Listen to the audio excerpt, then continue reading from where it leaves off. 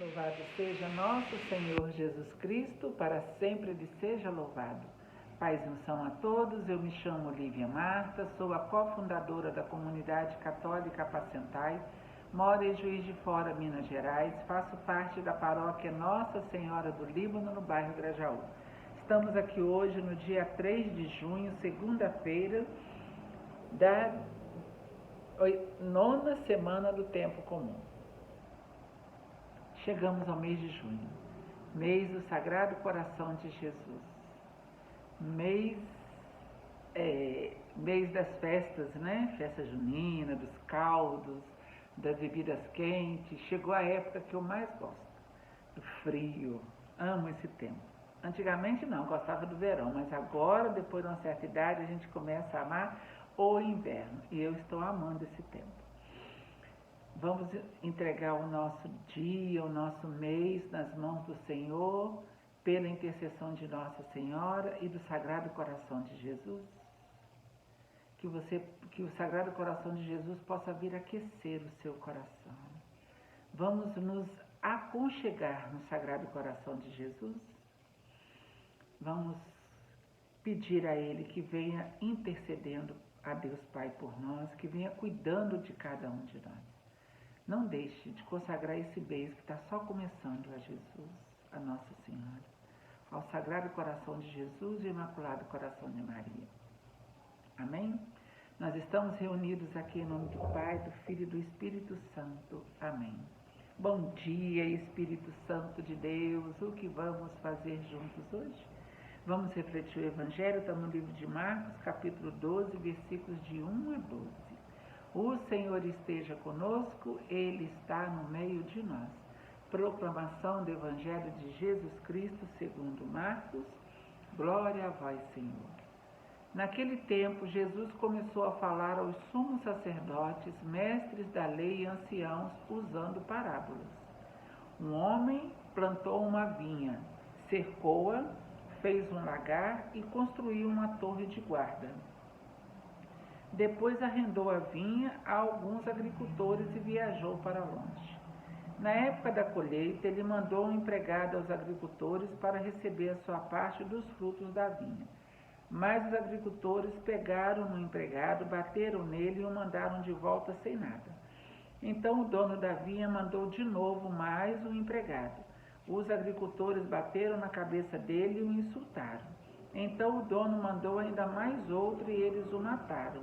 Trataram da mesma maneira muitos outros, batendo em uns e matando outros. Restava-lhe ainda alguém, seu filho querido. Por último, ele mandou o filho até os agricultores, pensando, eles respeitarão meu filho. Mas aqueles agricultores disseram uns aos outros, esse é o herdeiro, vamos matá-lo e a herança será nossa. Então agarraram o filho, mataram e o jogaram fora da vinha. Que fará o dono da vinha? Ele virá, destruirá os agricultores e entregará a vinha a outros.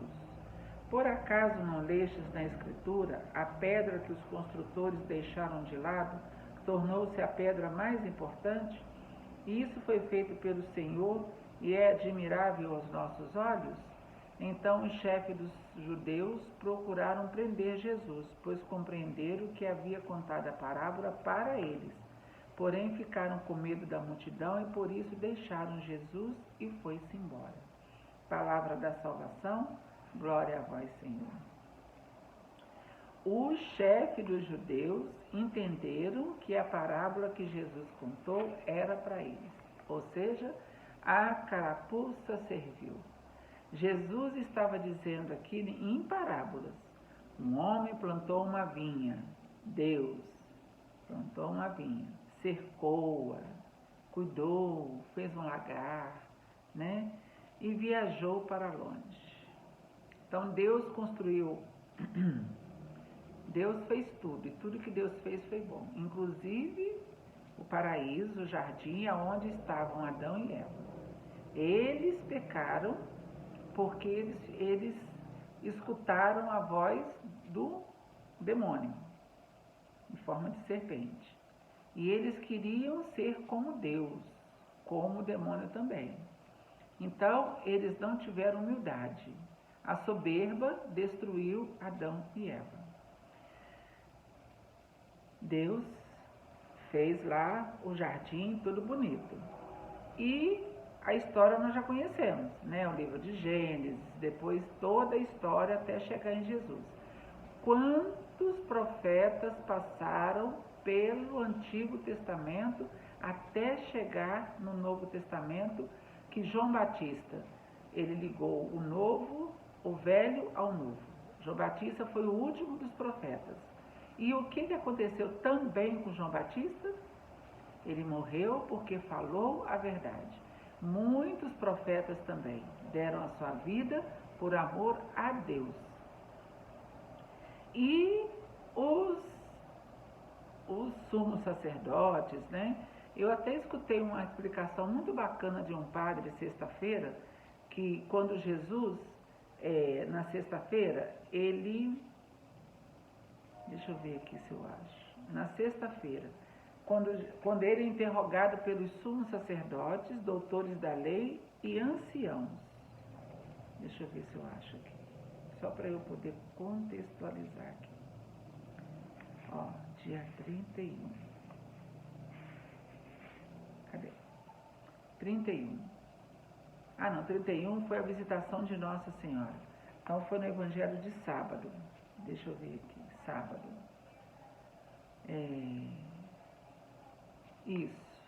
Jesus e os discípulos foram de novo a Jerusalém. Enquanto Jesus estava andando no templo, os sumos sacerdotes, os mestres da lei e os anciãos aproximaram-se dele e perguntaram: com que autoridade fazes essas coisas? Quem te deu autoridade para fazer isso? Aí eu achei interessante a explicação do padre Donizete da Canção Nova.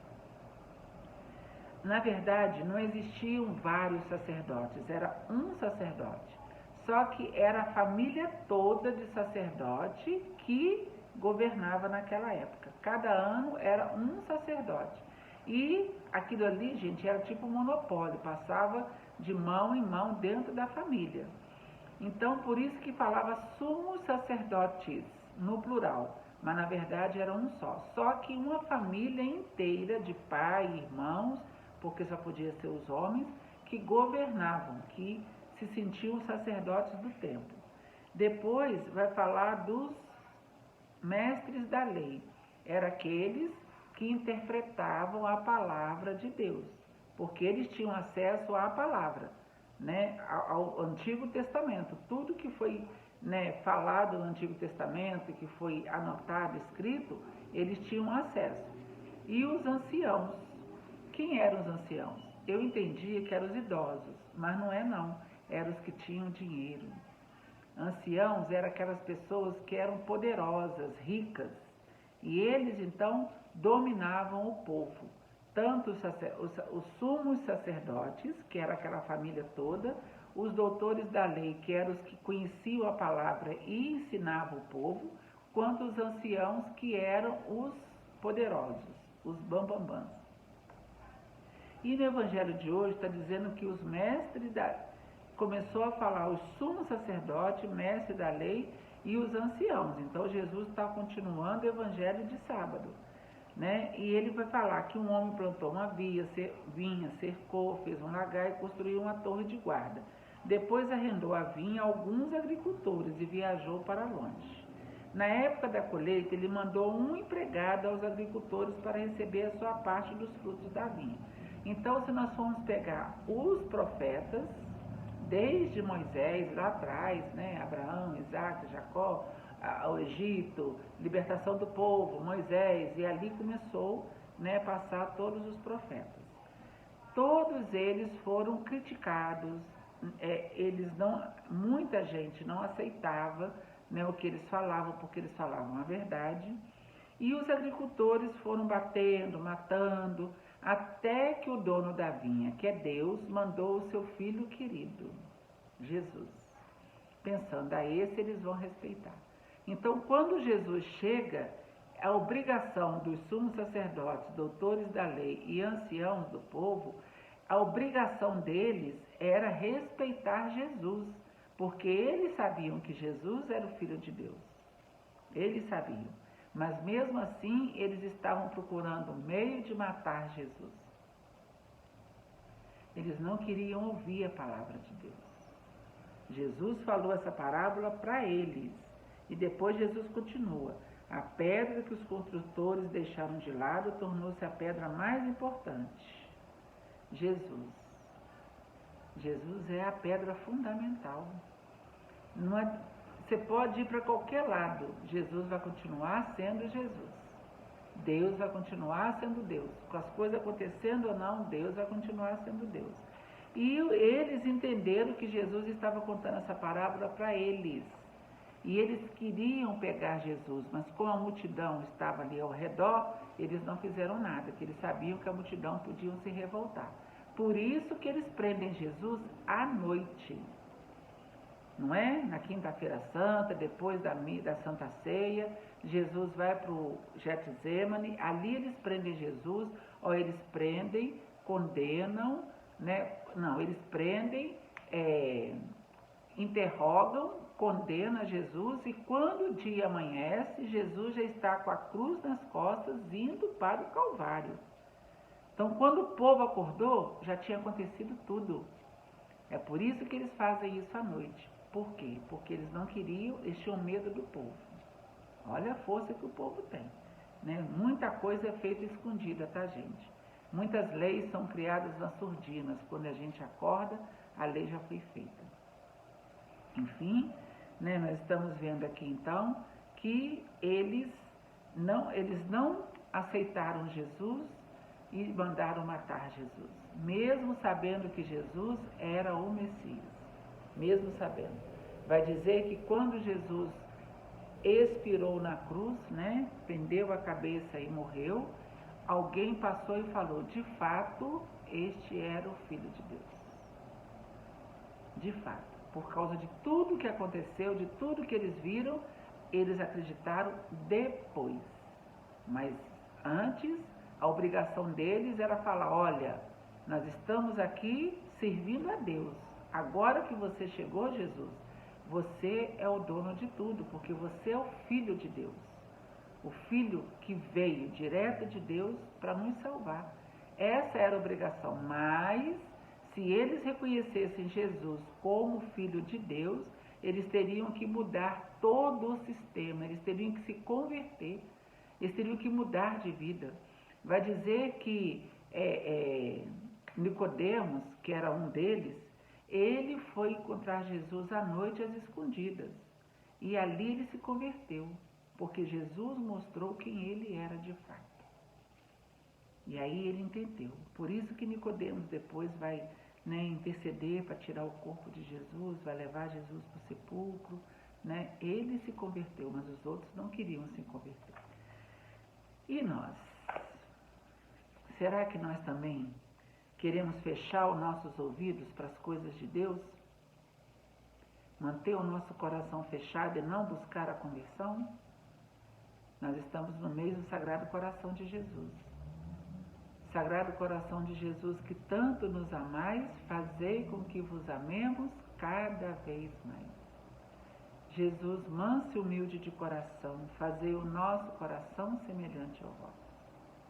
Conheço um coração tão manso, humilde e sereno, que louva ao Pai por revelar seu nome aos pequenos, que tem o dom de amar, que sabe perdoar, que deu a vida para nos salvar.